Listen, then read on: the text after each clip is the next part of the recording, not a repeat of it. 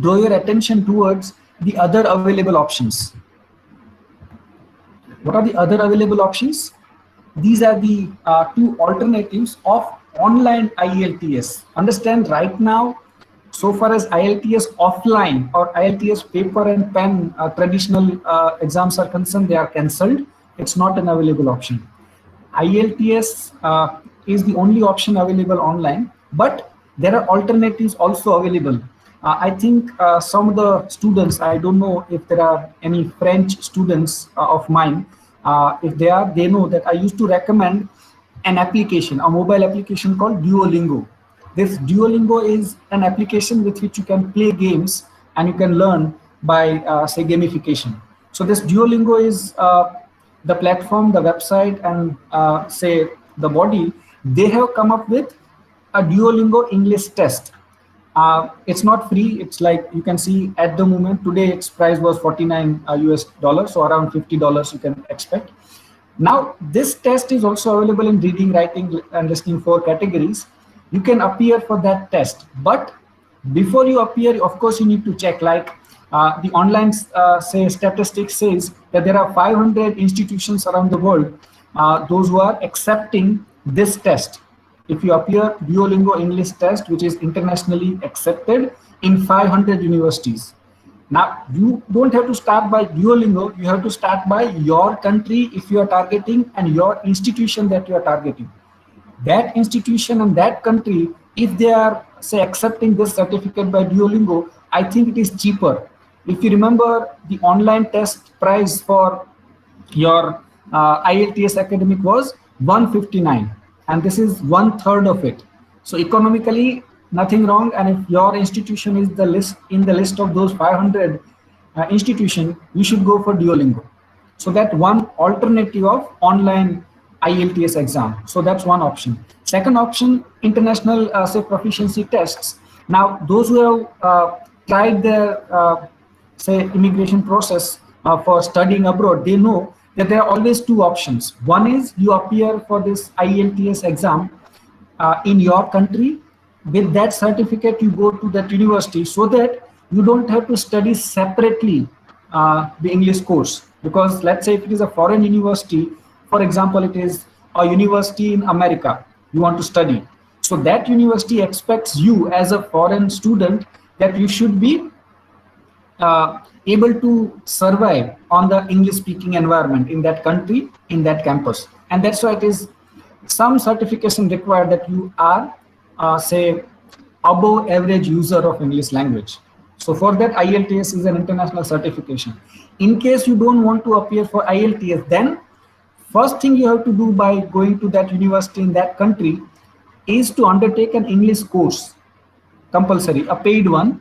And after clearing that English test, then your actual study of engineering or business or whatever course you have taken admission in will start. So that means it is some kind of official certification is required. Now, let's say you don't want to go for IELTS, but these courses that any university would offer used to offer offline only. That means once you go to, let's say, America in XYZ university, you will be given an English course, especially when you have not cleared IELTS. So there it will be compulsory for you. Once you clear that course, then you will be certified and your actual course will start. Now, many universities around the world have started giving these English courses of respective say courses online. Please understand, you let's say want to study master degree after your engineering in American university. In that university, your admission process and everything you have started. For example, you don't want to appear for IELTS, but you want to compare the available option in online test given by that host university.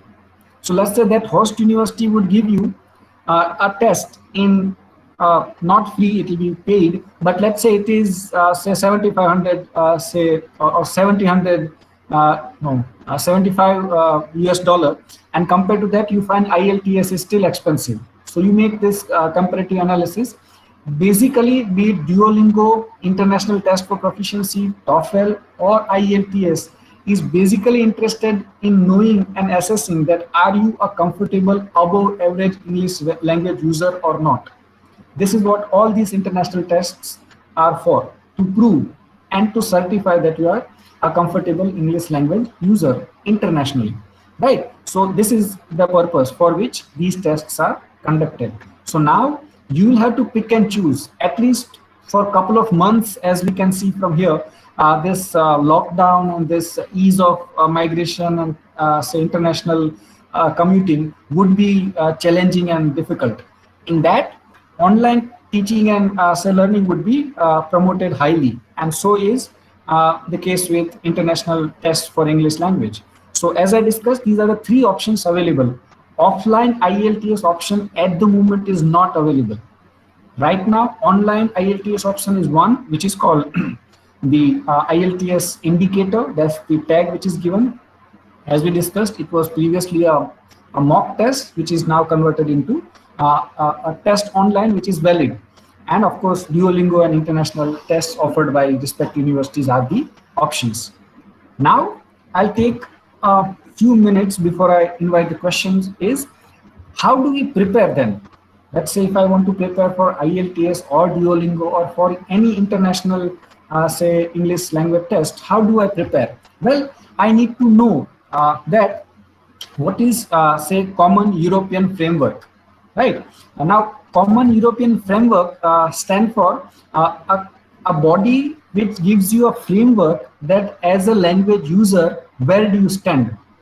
Right? Are you a basic, as you can see on the screen, are you a basic user? So there are two categories, A1, A2. Are you like a bit of advanced, comfortable user, then B1 and B2, right? Or are you a proficient user, then C1 and C2? So these are the levels in which all the international and national language tests are conducted, right? Now, you might ask, how do they decide that I, as a language user, belong to A2 or B1, B2 or C1? How do they decide? There are very simple indicators available. I want all of you to note down this term called Common European Framework, and you just type on Google called Common European Framework indicators or Common European Framework can-do statements. Now, what do you mean by can-do statements? Can-do statement means, can I, let's say, understand the questions? Can I introduce myself, right? Can I make certain statements, right? So all those things are very, very simple for anybody to understand. So then you will be able to understand where do you stand as a language user with the help of this Common European Framework, right? So then you can see yourself that, okay, where do I stand as a language user, right? So this Common European Framework is something that you should look at, and accordingly you can plan your test. So that's what they are testing. Even in IELTS, they give bands, but these bands are also based on the Common European Framework assessment, right? They give bands vertical, and here it is given horizontal, but they convert these say grades into bands and bands into grades. So that way they are interchangeable. The assessment system internationally, not only in English, by the way, I'm sure some of the French students know that international exam for French is called DELF, D-E-L-F. Let's say international exam for Spanish is DEL, D-E-L-E. So all these international exams of international languages, they follow the same European framework, Common European Framework, right? So as a language learner, you should ask that, what is it that you want to say target? So what is your target?